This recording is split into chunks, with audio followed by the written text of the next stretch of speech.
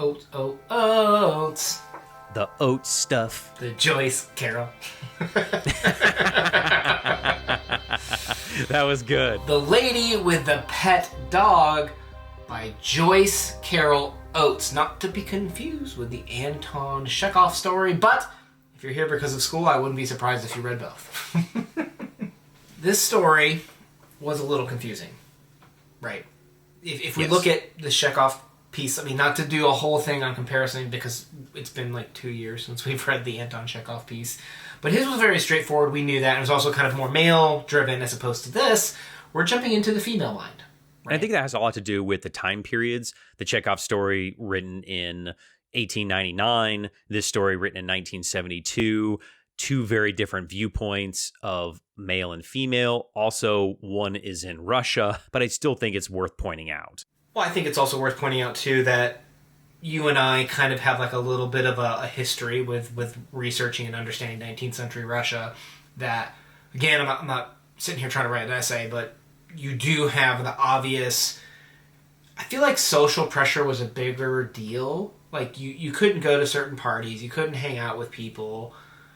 You were denied almost rights in some regards. And even then, like, the ability to do divorces, like, it just wasn't a thing, right? Like, it was much harder in the Chekhov time period, which even then, if I recall correctly, was a reference to Anna Karenina, which, right? Like, so all three of these pieces have, like, this story throughout time of this marriage that is failing somehow. And the woman... is looking for something, right? She finds a lover, and then all of the guilt, all of the feelings, and more so in the Russian, but the social stigma and pressure is there, even in both eras, but it manifests itself in different ways, I would say. Oh, I like that. For me, I guess when I was kind of comparing the two was that the Chekhov story, as you said, is more about the social aspect, and this one that by Oates is more about the sexual aspect of it, is kind of how I take it, because this is written during the sexual revolution of America.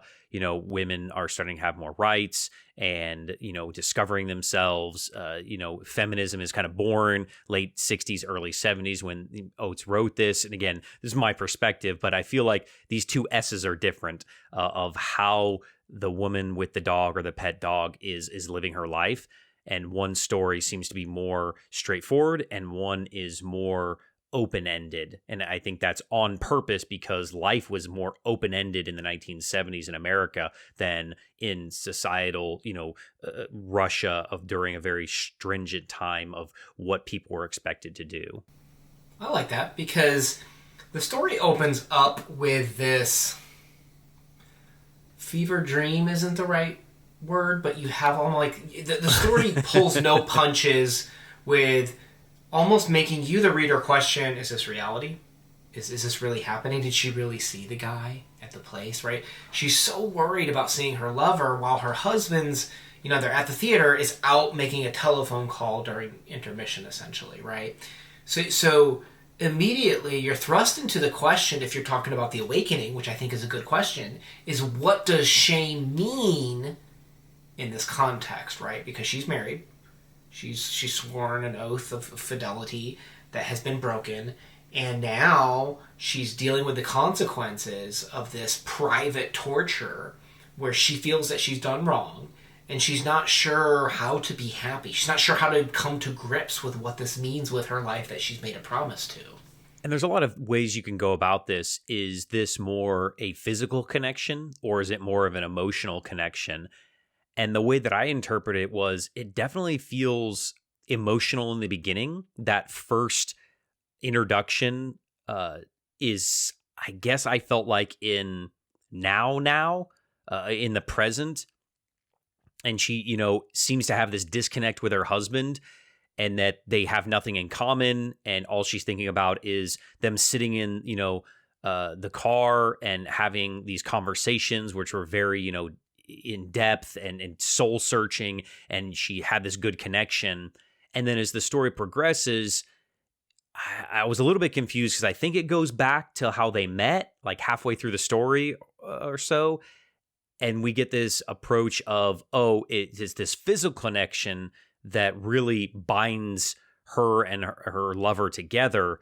So it feels kind of wishy-washy in the story of where we're going, of whether it's more of an emotional connection or a physical connection. And I think what I took from it is, at different points in your life, those things will be more important. And at some point, they will equalize. And that's when you maybe know you're in a healthy relationship. No, I think that's completely fair, because I think when I was reading it too, like, you jump around a lot in terms of the timelines, and even like pronouns are kind of played with. It reminded me a little bit of William Faulkner, that quote, the past isn't even past, it's not dead, or something like that. I'll put the actual quote up on the screen. But it's that idea that we make decisions at certain points in our lives, and those decisions we carry with us, right? Can you really ever just completely bury some things in your past? And the problem is, no, is that they're a part of you. They live with you, right? So here's this woman that's dealing with a part of her past, right? She's literally reliving it, and we as readers are kind of exploring it with her. To the point where like she'll be talking about her husband, like when they were getting in the car. And she's like, I'm getting with my husband in the car. And then it was, I'm getting with the stranger in the car. and there's a really beautiful, beautiful is an interesting word here. I'm kind of curious to get your take on it, but she says, they sat in the car for 2 hours in Albany, in the parking lot of a Howard Johnson's restaurant, talking, trying to figure out their past. There was no future. Right? So, me being the eternal optimist, when I read this, my anxiety is just going up. Right, because I'm like there's got to be a solution. Like, I'm like that guy that wants to propose a solution when I should just be listening, right? And here they are. They both come to this deterministic idea that there is no future. It is not possible. We're just trying to understand how we done screwed up, right? And to me, it makes my blood boil and just curdle with the idea that there's just no possible outcome besides negative for these two. Which is heartbreaking. And I kind of interpret it as, a lot of times we are trying to find our sense of self. We are trying to find love. And I think that with those two things connecting together, does one have to find your sense of self before you can find love? Do you have to love yourself before you can find love? And I feel here that she's struggling with that, of, can I love my husband as much as I loved this experience, I guess, this affair? And I don't know. So I took it as two people the whole time, but I think there's actually a really interesting angle here too. Did you get any inkling or feelings from like a religious perspective when you were reading this? No, I'll be honest. I thought it was all relationship, the sexual awakening of the 70s, the callback to Chekhov's story, and then sprinkled on top of that, I feel like it's very early recognition of depression, mental illness as like a legitimate thing, not just I'm depressed, I had a bad day, but debilitating depression, of how it's going to affect your life. Because I'll be honest, through the whole story, I was getting so depressed, and I felt, anguish for these people, of how does one struggle with this and cope with, healthy relationships. And I don't think there's anything wrong with that, right? Because when we looked at where are you going, where have you been, if you remember, we talked about all the different angles that you could look at the story in terms of like the musical angle and such. I agree with you, but something that kind of like stuck out to me as I was reading this. Let me just read a couple of the quotes and maybe we can kind of explore it together. During the haunting at the theater, it says, her husband embraced her hips. Maybe it said lips. Pressing his face against her. In that silence that belonged to the earliest days of their marriage, she thought, he will drive it out of me. And I only started taking notes at this point, but I'm like, the drive it out, like what are we driving out per se, right? Like the idea like that there's some evil in her, or even like the whole legion thing, right? Like we're going to drive out the demons, right, to save someone. And then there's this other quote that says, she told him about her parents, about her husband. They were all people I believed in, but it turned out wrong. Now I believe in you. So they're talking about belief again and again. That might seem like a little bit of a stretch if you're not looking for that sort of thing. I was already looking for it at this point. And there's a couple of other parts that triggered it. But it was when we got to the very end. And it said, she needed this man for her salvation. Right? And he answers, if you remember, he answers the phone with Jesus, right? And his son is blind. Right? So again, we're just kind of like dancing around this idea almost of, I don't think it's meant to be allegorical with the Bible, or at least I didn't take that. Feel free to drop that in there if you feel that. But it felt like she needed to be saved, right? And there's like that idea of eternal love, right? Because the idea is if you're religious, you're supposed to love Jesus, right? And your marriage is supposed to be a representation of perfect love, the perfect love that you would show Jesus, right? And here she is like kind of like struggling with that, and she's needing help. She's needing redemption. She's needing to be saved from the fact that she's not able to do what she's being called to do. So even if you don't take it the religious way, you should just take it as the awakening. She's called to be in this relationship with her husband, and she's like, I can't do it. Right? Like, am I no longer a real woman in this society as a result of the social pressures that are going to come down on me for that? I love the religious angle to it. I guess I just took it very much face value for what it was, of the moral obligation to a person, to her marriage, and that she was struggling with her emotions and felt like almost like she's being gaslit, that she had to have these men in her life to regulate her emotion. Because at one point in the story, she's like, you know what? Maybe I don't need him, the stranger, her lover. I'm just going to go kill him and his wife and his son. And you're just like, wait, what? And it takes this very dark 180 of her grabbing life by the horns and saying, I don't need this. And I'm going to do what I want. And that was very jarring for me in the story. Yeah, well, absolutely. I don't know if you've ever experienced this, but if you've ever had like couple friends, you know what I mean? Like, you and your wife go out with another couple, right? Whatever couple it may be. We've had this happen a couple of times where either the couple goes through a divorce or through a breakup. And it's like, even if we knew one of the people longer for like a decade before we met the significant other, there's like this purge that happens, right? And it's like the idea of like trying to become a new person, getting rid of everything that you associated with the old person. And it can be like heartbreaking. So I get that idea of like, I can just go on a rampage and kill them all. Yes, that's shocking. But then I kind of thought about it more from the perspective of just like disassociating with everything that's happened here. Like burning down everything that I've ever had happen with this guy. It's very dark, but I took it almost in the sense of a reset. You know what I mean? Where some people need that after a tough breakup. They need that who am I question to pop up. That makes sense. So to kind of go back to where we started with the comparison of the two stories, the Chekhov and the Oates story, do you think that reading one before the other influences how you read this story?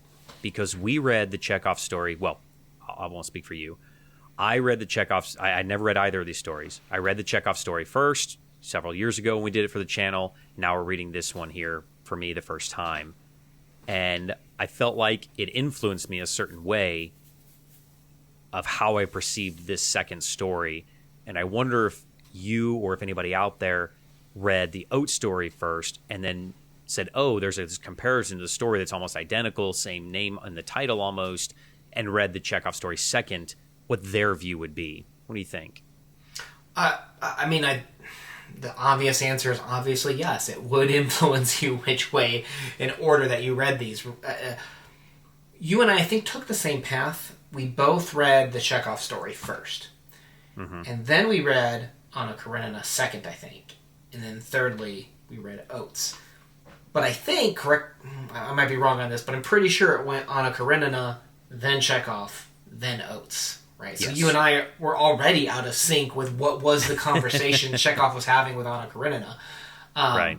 But we're obviously in sync with what conversation was Joyce having, right? She read the story about the man's perspective, about how his affair and desires and will to exert upon her. You mentioned something about, like, you know, I forget your exact words. I don't want to put words in your mouth that are wrong, but there's the physical versus the emotional side of the relationship. And if you remember, she asked him, "Do you love me?" And he goes, "You are so beautiful." Right? And I was just like, ooh. Ooh. That's how you know you side chick right there. Yeah. Sidestep. Yeah. You just got, like, friend zoned with benefits for life with that comment. But obviously, I think the turmoil that you experienced with Anna Karenina or in the Chekhov story, I think was more intimately experienced with the Oates story. I even though it was kind of confusing sometimes, like the way that she'd jump around and not establish the pronouns or play with the pronouns as opposed to husband as opposed to stranger, which are kind of weird to think about from, like, a reading perspective. I think it has its place, and I think it's important.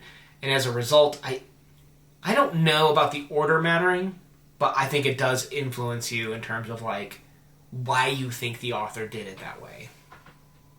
And the reason I bring that up is because I'm going to get kind of meta here, is Oates herself is arranging the sequence of the story in a specific way to lead you down a path, and knowing what we know about Anna Karenina and Chekhov's story influences it. So it's kind of like layers upon layers of which of these three stories did you read in which order. It couldn't influence how you're thinking about the arrangement of this story itself as well, which is, like, mind-blowing. So it's cool that there's so many layers to this. So it's kind of, you know, a fun little experiment, I think, to have discussions with people that obviously would have read it maybe different than we did, because you and I read it the same. So yeah, no, that's fair.